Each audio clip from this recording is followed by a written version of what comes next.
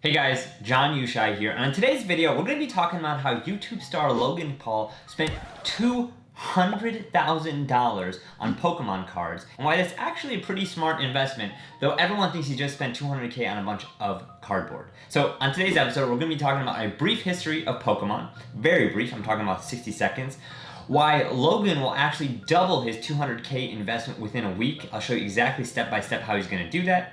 And we're going to talk about how being a content creator actually can de-risk just about every investment you make, both financially and time-wise.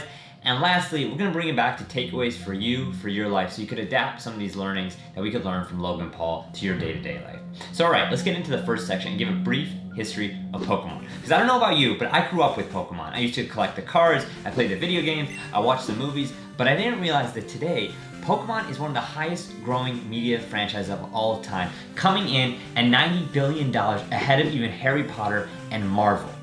And if you're like me, you're probably kicking yourself for trading away that Charizard card that now is worth $20,000 if in good condition, and some of the other cards that are worth so much as Pokemon is now having a renaissance. And that's why Logan Paul actually bought a $200,000 box of Pokemon cards from an auction house. Yes, auction houses are selling off Pokemon cards like they are paintings from Europe. So he bought that for $200K. And now in this section, I want to explain how he's going to double that money. Because I know at first, a lot of people were thinking like his friends, which was like this. Do I support Logan spending $200,000 on Pokemon cards? No. Who buys $200,000 in Pokemon cards? And they all thought he was crazy. And you know, a lot of people do, but Logan is much smarter than people think. You know, having had a chance to work with Logan during my 5 years at YouTube, you know, we actually gave a speech together at an internal YouTube event. He's much savvier than people realize. And I could tell you that with this $200K that he's spending on a pack of Pokemon cards, he actually has a plan to double that investment by turning this entire thing into a spectacle, just like he did with his boxing series. And here's how he's going to do it. First and foremost, he's taking that box of Pokemon cards that he bought for $200K and selling off the individual packs inside of that box. Each box of Pokemon cards has 35 packs inside it. Logan is selling each of those 35 packs for about $11,000. He said he's keeping one for himself, so he's selling 34 of them for about $11,000. And given the resurgence of Pokemon and the fact that he's broadcasting to an audience of 22 million on YouTube, I don't think it's that crazy of an ask, and I think people will buy it. So he sells 34. He's gonna get about $11,000 a piece, meaning for that box, he's now gonna get $377,000. So he's already close to doubling the amount. Now you may be thinking, John, you said double his $200K. That's not quite double yet. And that brings me to my second point. Here's how being a content creator can de-risk just about every investment you make. You see, Logan is the king of turning anything into a spectacle. And he knows that if you share the process, you could get more people interested in the output. So what is he doing? He's opening these rare Pokemon packs during a live stream. He's opening them on behalf of the buyers. He's gonna give them a shout out, meaning he's just gonna draw that much more anticipation. And if you're wondering who in the world would watch a grown man open up Pokemon cards, well, then you should see all these videos right here where millions of people are tuning in to watch basically what equates to a Vegas slot machine, except with Pokemon cards. And the reason that is because people are paying a lot of money to open up a pack of Pokemon cards in hopes that there's a Charizard or a Blastoise in there that will be 20 grand, and their investment would have been well worth it. And watching that spectacle over and over again 34 times is just gonna make for what I expect to be a massive live stream. And you could expect that through that live stream, Logan is going to be smart about selling sponsorships. And I'm thinking, if you're an eBay, if you're one of these auction sites, that would be a perfect brand sponsorship opportunity. Or even if you're Warner Brothers or Nintendo and you're doing something for the 25th anniversary of Pokemon coming up, that's another great sponsorship opportunity. And if I had to estimate very conservatively, because I think Logan is getting tens of thousands of dollars, not hundreds of thousands of dollars on his content when it comes to brand deals, let's just say conservatively that, you know, he's gonna get another $100K for brand sponsorships on this live stream, of which I think there's so many different places to put the brand sponsorship, but let's just say $100,000 for that, meaning he's gonna get about $477,000 from this box of Pokemon cards that he bought for $200K. And that's not the end of it. You see, Logan is making videos about this entire process. He made this video that during the time of this filming was at 1.5 million where he first announced it. He made these other videos on his secondary channels that have got a few 100,000 views. And as many of you know, when you're a YouTube creator, you upload videos to YouTube, you get a portion of the ad revenue for each ad that plays ahead of those videos.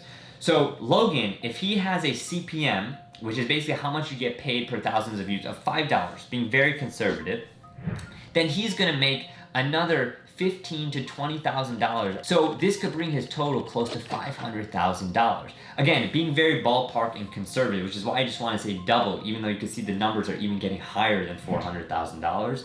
But all of this to say that being a content creator can de-risk just about every investment you make. And if you're thinking, whoa, John, Logan is a huge creator, I can't even start to fathom that level of scale, let me give you other examples.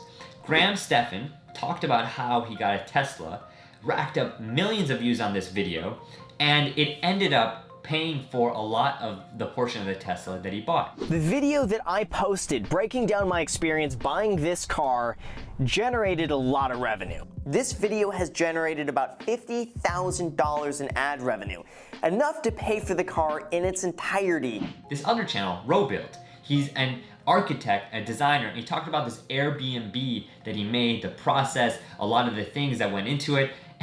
And I'm telling you, he probably got way more bookings. I also see that he sells his time for consultations through the videos that now has tens of thousands, and one of which has hundreds of thousands of views. So he documented the journey, Logan documented the journey, Graham Stephan documented the journey, and I'm telling you, there's tons of people who are doing this. They're basically showing you the journey behind a big investment, whether it's into Pokemon cards, whether it's into a house, a car, whatever it may be. All right, so let's bring it all back to you. What does all of this mean, and how can you incorporate it into your life today, even if you have 0 social media followers? And for that, I'd say a few things. Number one, keep a notepad, either on your phone or keep a physical notepad, and ask yourself these 2 questions every night before you go to bed.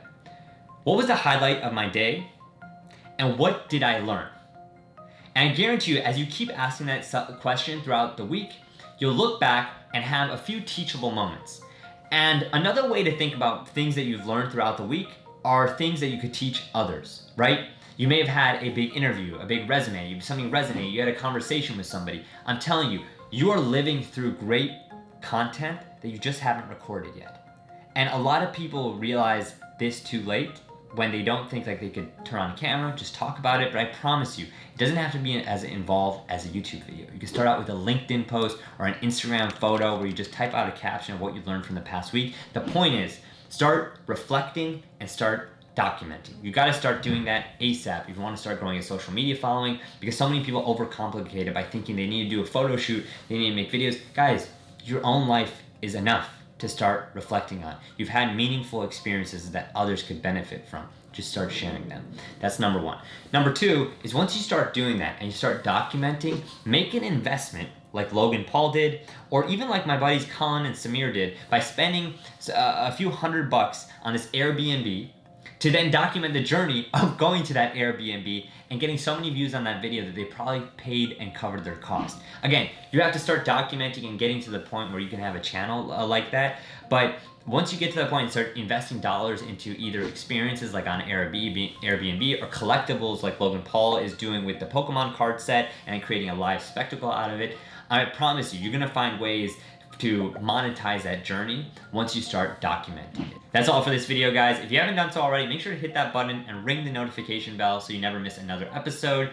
Or if you already subscribed, thank you so much. Maybe check out another episode here that YouTube picked out just for you. I'll see you guys next week.